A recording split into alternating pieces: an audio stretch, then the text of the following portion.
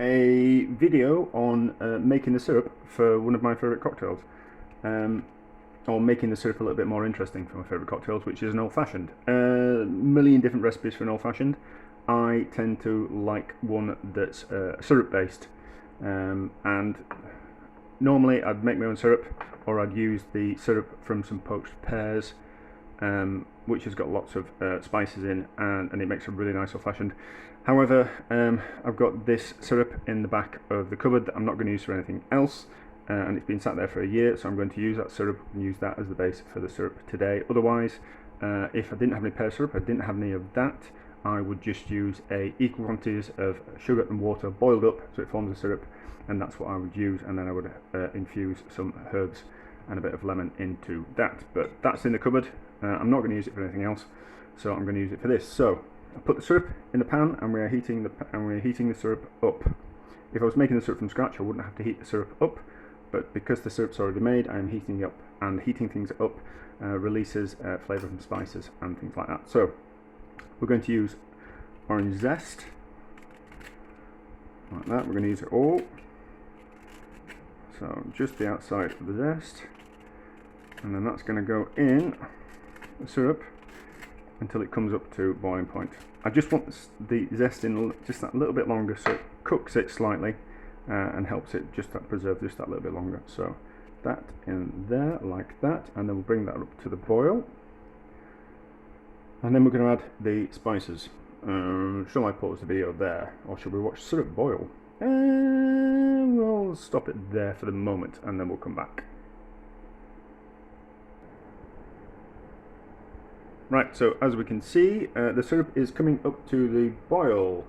I've tasted it, and it's already started taking on a little bit of the flavour of the lemon zest. So turn that off.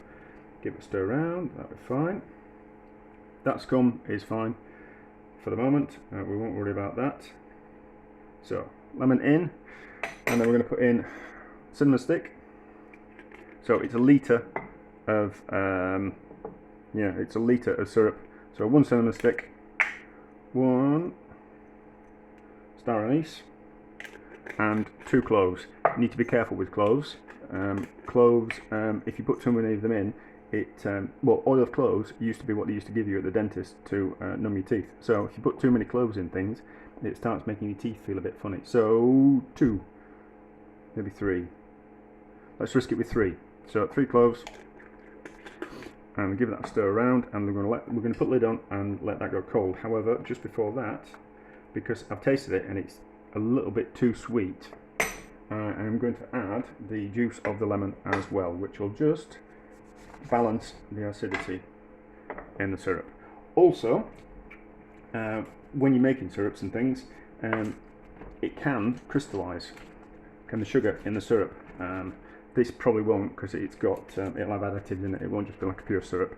But the addition of an acid like lemon juice or any kind of citrus juice will stop any sugar crystals from forming. There you go, today's top tip. So give that stir around, give it a little bit of a taste, and then lid on, let it go cold, and then we'll put everything, including the ingredients, into the jar when it's cold, and then that can sit in the cupboard ready for when I fancy a old-fashioned. Extra bit of lemon. So we're going to put all the lemon in. So the recipe is 1 litre of syrup, 1 lemon, juice and zest, 3 cloves, 1 star anise, and 1 cinnamon stick. There's no pips or seeds, whatever you want to call them, so that's fine.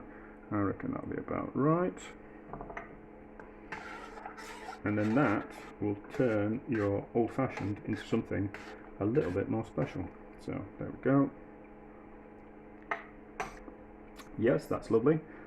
Lid on, let it go cold, put it in the jar, put it in the bottle, and it will be nice today, be nicer tomorrow, and even nicer the day after, and in a month's time it'll be even better.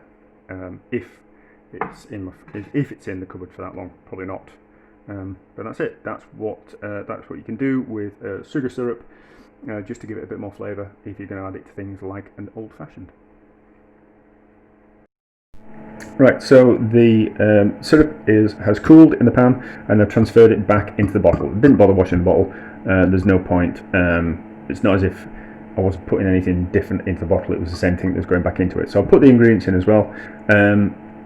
So that will sit in the cupboard and marinate and get better and better and better flavoured. Certainly that'll be very nice for an old-fashioned. What we have got here is the syrup that I normally use, which is from poached pears.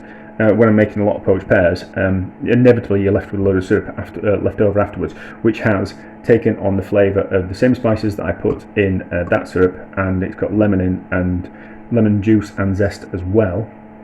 And then it tends to, like the pears, discolour slightly when you poach them, so it tends to go the colour of whiskey. You can just see at the top the kind of colour of it. It kind of goes like more of a caramel kind of colour, but not caramel flavour. But that's what I really like using in an old-fashioned whiskey. And the ratios that I use depending on the whiskey. So if I'm using a really cheap whiskey that's nothing special whatsoever, I will use 5 parts whiskey, 1 part syrup. If I'm using a better quality whiskey that's got a higher alcohol content in, I will use 4 parts whiskey to 1 part syrup. And then my favourites are, I like the Bitter Truth Jerry Thomas bitters. That's particularly good bitters to have in an old-fashioned. If I'm feeling a bit fancy, I like a Luxardo maraschino cherry in it as well, and always put in some orange zest, and then that's it, and give it a nice stir, lots of ice, and it is one of my favourite cocktails. However, they are lethal, and I recommend that you don't drink too many of them. So that's it for doing something with a bit of sugar syrup and a bit of a cocktail recipe. There are a million old-fashioned recipes, and some just have put sugar in and all kinds of different things. The choices, what's the rule with cocktails is, if the cocktail in the glass is what you enjoy drinking, then you've made it correctly. And I go with that philosophy. If you're enjoying that cocktail, then you've made it correctly, regardless of what recipe you use. But there we go, that's it for now, ish.